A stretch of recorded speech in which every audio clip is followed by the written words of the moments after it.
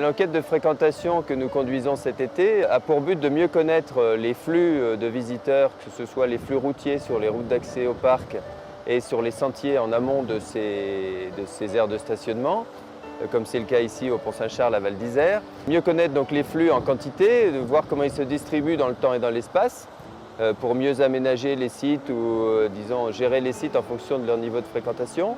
Et puis aussi de mieux connaître les visiteurs par leur profil, leur comportement, leurs attitudes, leur perception de cet espace protégé et de pouvoir ainsi orienter à la fois les dispositifs d'accueil et de communication vis-à-vis de ces visiteurs.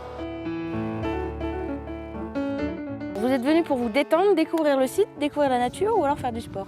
Vous n'avez qu'un choix possible. On déploie un dispositif un peu différent sur chaque site d'enquête. Donc on a 13 sites prioritaires.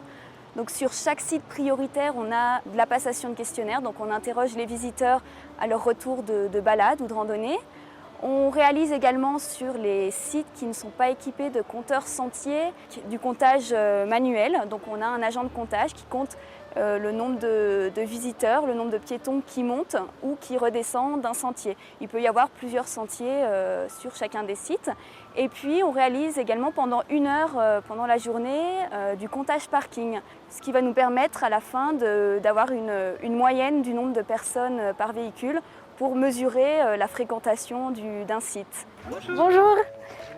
Donc C'est la première fois qu'on vient en famille. dans l'ensemble, tout le monde est très content. Pour eux, j'ai l'impression que c'est un peu une garantie d'avoir une belle nature, de pouvoir, ils viennent voir des marmottes, des plantes. Il y a des trous de marmotte et puis il y a des cailloux.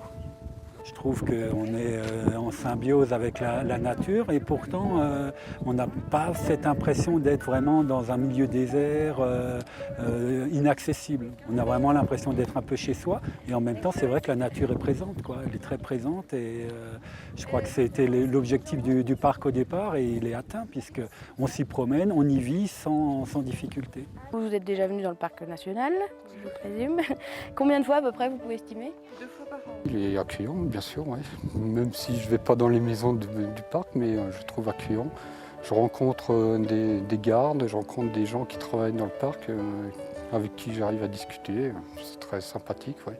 On découvre quand on connaît, mais on n'a pas cette facilité de communication. Aujourd'hui, il y a Internet, il y a plein de médias qui permettent de facilement avoir des informations. Et c'est vrai que c'est quand même un monde un petit peu secret.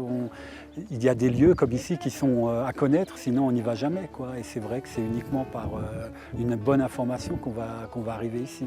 On a réalisé en 2003 donc, un cartoguide de découverte de l'espace parc qui a été assez fortement influencé par le souci justement de bien répartir les visiteurs à la fois dans le cœur du parc et aussi dans l'aire d'adhésion, ce qu'on appelait avant la zone périphérique du parc, en mettant bien en évidence toute la richesse de tout ce qu'il y a à découvrir, pas seulement dans la partie protégée, mais aussi dans la partie qui n'a pas de statut spécifique, mais où il y a beaucoup de choses intéressantes, notamment du point de vue culturel. Découvrir la nature en premier? Ok. Donc vous êtes en séjour itinérant ou en séjour touristique fixe? Itinérant pour l'instant. D'accord. En 2001, sur 3 mois, entre le 15 juin et le 15 septembre, qui constitue l'essentiel de la période de fréquentation touristique, 800 000 visites en bout de route, donc sur les parkings, sur les bouts de route correspondant au site d'accès au parc, donc au cœur du parc, à la partie protégée spécifiquement, et 370 000 visites sur les sentiers en amont de ces sites. Donc on va dire 800 000 visiteurs qui viennent et ne font pas forcément de la marche à pied en amont, et puis 370 000 qui marchent vraiment pour découvrir le parc.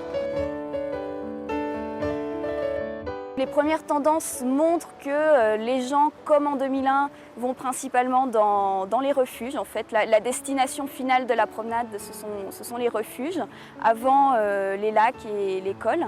Cette année, je m'attendrai plutôt à une concentration encore plus marquée des flux dans la période mi-juillet à partir de maintenant et jusqu'à fin août. Ce n'est pas forcément ce qu'on souhaite, on souhaiterait une distribution plus régulière dans le temps. Et puis sur les sites, je m'attends toujours à ce que les refuges apparaissent comme première destination et que les lieux à l'eau, je pense peut-être en fonction de la chaleur qui règne en ces périodes, soient aussi des points d'attraction importants pour les visiteurs. On va réaliser durant l'été 4 tables rondes, 3 tables rondes dans chacune des 3 vallées, une table ronde dans un refuge pour mieux connaître finalement le profil des personnes qui sont hébergées en refuge, un profil peut-être un peu spécifique.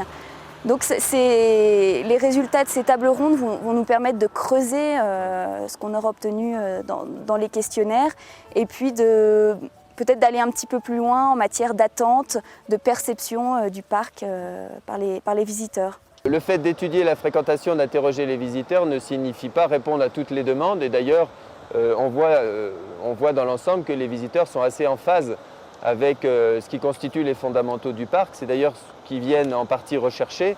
Des gens qui viennent séjourner à Val d'Isère ou à Bonneval-sur-Arc l'été viennent aussi rechercher cet espace protégé qui va leur garantir une qualité de visite pédestre et de découverte d'un milieu naturel qui est tout de même lié à ce label Parc national.